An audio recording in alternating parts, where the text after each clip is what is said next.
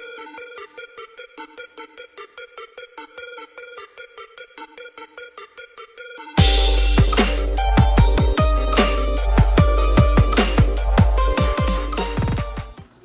darn, it's not working. It's plugged in.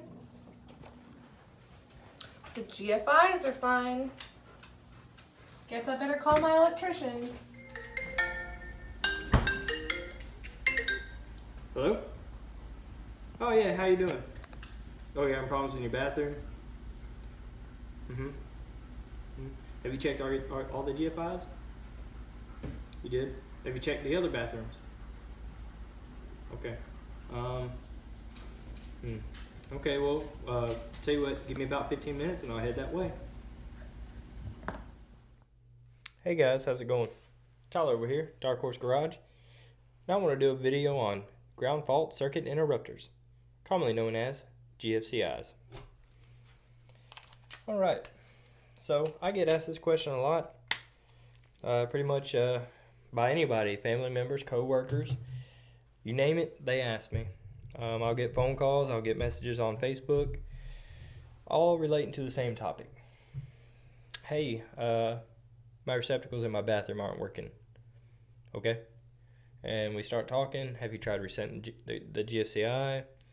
Are there multiple bathrooms, etc.? And most time it can be resolved on its own.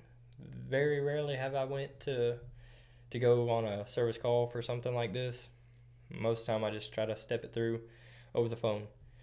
Alright, so a GFCI. What they are, they're called ground fault circuit interrupters. What they do is they try to protect you from any type of short circuit. And they try to bleed everything off the ground as quick as possible. Very, very, very small milliamps will set them off. I believe it's I think it's like 5 milliamps. I'm not sure. It might be a little less than that, or about right around there. Will trigger them and cause them to fault out. They'll be faulted out from a bad cord on a straightening iron, curling iron, phone charger, you name it, any type of device that somebody might have in their bathroom that has a short in it could trip it out. They can also be tripped out from water, dust, any type of conductive surface, anything. Air could be conductive. I know, sounds crazy, but it is conductive to an extent. It's not the best. It's a better insulator than it probably is a conductor, but it can still conduct electricity. Alright, so since we went through the why they trip, let's talk about the layouts. So usually there's always one in a bathroom, or one for multiple bathrooms, one in a kitchen, one in your garage, and one outside. If you have multiple bathrooms, more likely you're just going to have one. My house actually has one in each bathroom, which is great. That helps me narrow down the issue. But usually more times than not, the phone calls I get deal with multiple bathrooms. I just had a lady call me this past week saying that she went to plug her hair straightener up and left and came back into the room a few minutes later to see if it was hot, and it was cold, and she checked all the other receptacles. None of them were working, and long story short, I didn't have to go help. She stepped her through everything, and she went up to a different bathroom, and she found the ground fault circuit interrupter, GFCI, was tripped out in her kid's bathroom. So I'd probably have to say that the kids got water in there somehow, and it popped. No big deal. It happens.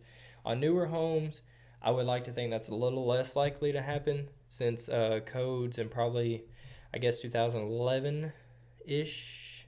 It's been the more recent years. It's been code that they put in these tamper-resistant plugs that have nylon inserts in there to keep kids from being kids, poking metal in there and getting shocked. So, but these ground fault circuit interrupters, these GFCI'S, are actually wonderful. You do not want to get a hold of 120 volts. You don't want it to get a hold of you. 120 volts, it's not so much the voltage that kills you, it's the amperage, and it only takes like 3/4 of a milliamp very, very tiny amount to stop your heart.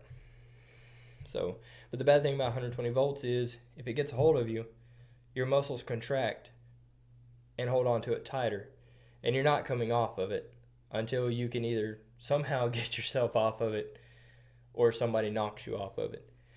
The higher voltages, on a side note, anything really above 120, so 240 volts and up to about 480, they'll blow you off of it.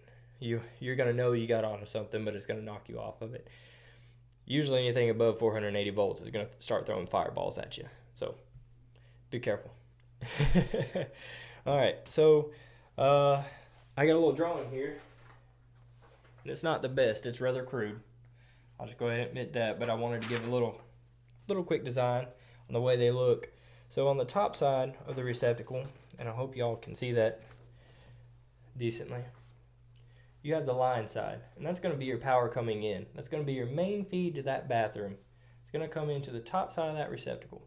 It's even labeled on the back of these. The bottom side is going to be the load. The load can be anything that's going to be connected to that receptacle. This one, anything. It's just that is going to feed the rest of the circuit. Now, of course, on your front, you have your reset and you have your test. If you want to test it, make sure it works. You hit the test button. The reset button will pop out. Push the reset back in. It should hold, and the little LED light should come on. So the load side, every other bathroom, or in my case, since I have one in this bathroom, the other receptacles will be fed off of that load side. So if I don't have power over here, I know to go to check the GFI. But if you have multiple bathrooms with only one GFI, you need to go find it and see if it's tripped, because it's going to feed all the other ones. What my recommendations are to people is to take something and check every receptacle in the bathroom before they start trying to reset anything. So what I recommend is a handy dandy phone charger. It's easy, it's convenient, everybody has one. Take it, plug it in your receptacle, plug your phone in. If your phone starts charging, you know this one's good. If it doesn't, you know it's bad. But if you go to another one in your bathroom, let's say this one isn't working, but I go to the one over here and it is working. Well, then I know that something's wrong with this one, that it's not the GFI tripped out. Which I would hope you'd go check the GFI first to see if it is tripped out. Do that first. Let's make that step one.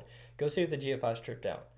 If it is, okay, just to roll everything out, still take your charger, go around to each receptacle, make sure they don't work. If they do work, then something else might be going on. That'd kind of be bad, because they're all supposed to be protected, right? Right? You got the load side. Every receptacle in the bathroom should be on the load side of that GFCI. So it should be cut off if that's tripped. If this bathroom didn't have a GFCI, I'd go to the other one, check and see. It should have one. And if it's tripped out, what I would do before I reset anything, and after I tested all of them, I would make sure every load is unplugged. Phone charger, straightener, curling iron, whatever you want plugged in your bathroom, go unplug it, go unplug them all, then go back to the GFI that's in question, reset it, and if you don't feel comfortable, take a screwdriver, hold the plastic handle, and touch the reset button and reset it. That way you're a little further away. Just don't jam it into the receptacle, into the actual outlet. But you should be fine by taking your thumb and hitting reset. Hit reset. If it holds, okay, then start plugging back in what was plugged in one by one until something trips. And if nothing trips, then I would have to say maybe water got in there somehow, maybe some dust. You know, it might have just been one of those fluke instances, but if it's constantly reoccurring, you might want to get a professional out there to look at it. Just saying, if it's out of your comfort zone, you may want to get somebody to come look at it. Could be a multitude of things, or it might just be a bad GFI. I think I would start by checking the wiring on every receptacle, and then if they look good, I'd probably go ahead and replace the GFI. Usually they don't go bad. I've only ever seen one go bad. The LED indicator was not on, but it would reset. I had no power coming out. I used a meter. You can use a phone charger.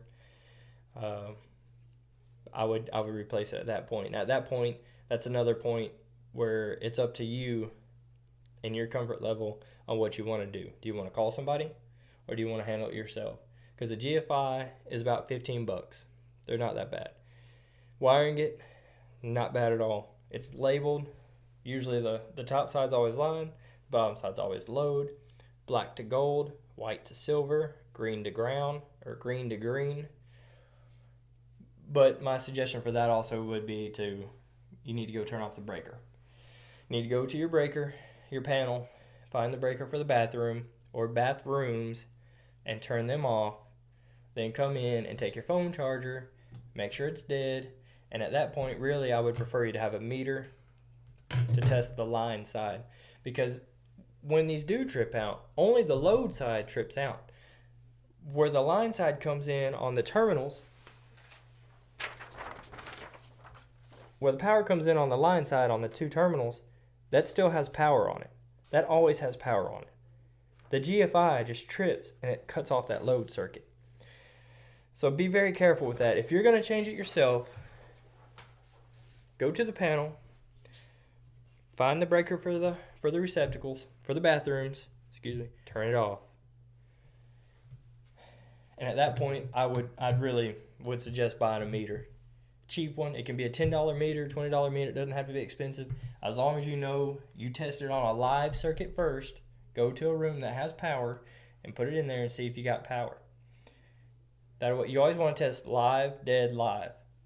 So in that instance, I would take my meter, I'd go out to my bedroom, plug it in there. Okay, I got 120 volts. I'd come in here and test the line side terminals on that GFI. And if it was dead, I'd say okay, and then I'd go back to the bedroom and test that same outlet again to see if I had power. You always want to go live, dead, live. But again, this is up to your comfort level. So at that point, if you know it's dead, no power on it whatsoever, pull your wires off, change it out, put it back in, turn your breaker on, come in here, hit reset, and you should be good to go. There is a possibility it might just be a loose wire. Again, it's up to your comfort level. It can be a scary subject, and you definitely don't want to get hurt. At least with water, you can see it. Electricity, you cannot. If everything reset for you, good to go. If not, again, it's up to you and your comfort level. So that's going to probably wrap it up for this video. I do plan on doing some wiring videos, which might help you replace a GFI that's bad, or just a receptacle or a toggle switch. I do plan on doing some of those here in the future. I want to give a shout out to Kingdom of the Logos. Watch them every week. It's my buddy J. Dylan Proctor. He's over at Jolton Church of the Nazarene. Quick shout out to them. Thank you guys for the good video content. A lot of if you want to watch some videos that'll get your mind thinking and stimulate your thoughts, go check them out. Again, that's Kingdom of the Logos. And that's going to be it for today. Take it easy.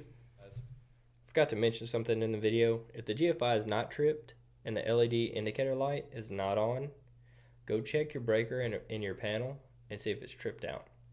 Also, if you are having problems with your GFI, that is another step you could take before you even look at anything in the bathroom, is to go check the panel and see if it's tripped out. Sorry I forgot to mention that, but I hope I made up for it.